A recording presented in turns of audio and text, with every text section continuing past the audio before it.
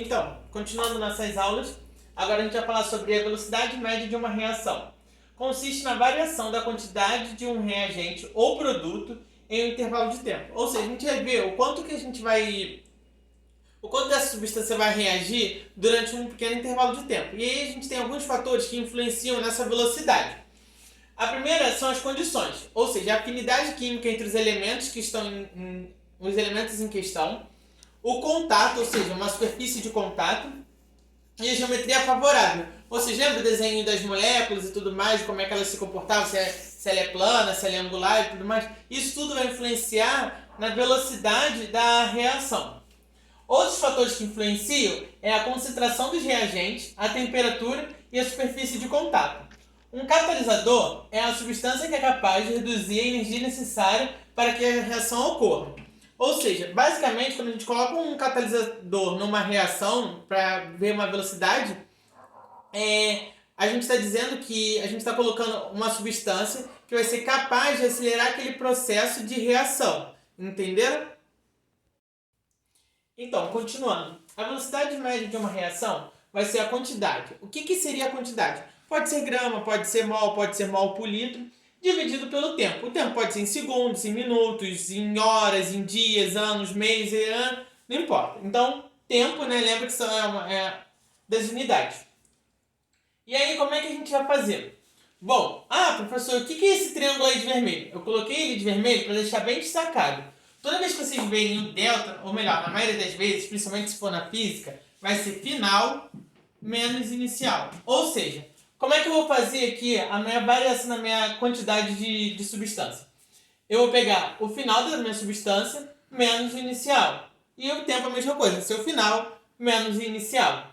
Reparem que aqui está em módulo. Por que está em módulo? Porque o resultado sempre vai ser positivo. Não tem como ter velocidade negativa. Então, com isso, a gente coloca em módulo, porque como a gente está, por exemplo, tem um reagente, e aí conforme ele está reagindo, ele vai liberando, ou seja, ele vai diminuindo a sua quantidade. E aí por isso que a gente coloca em módulo para a gente não ter uma velocidade negativa. Eu trouxe aqui um exemplo para a gente poder aplicar o nosso conhecimento. Eu tenho aqui uma substância, né?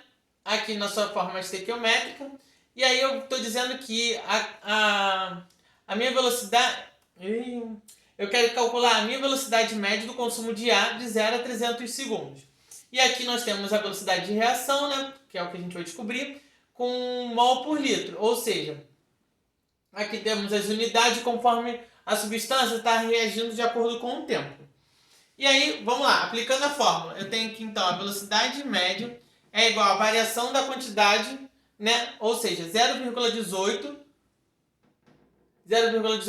menos 0,240, ou seja, 0,18 menos 0,240. Isso aqui, ó, em módulo, para não dar negativo. Ué, professor, por que ficou assim?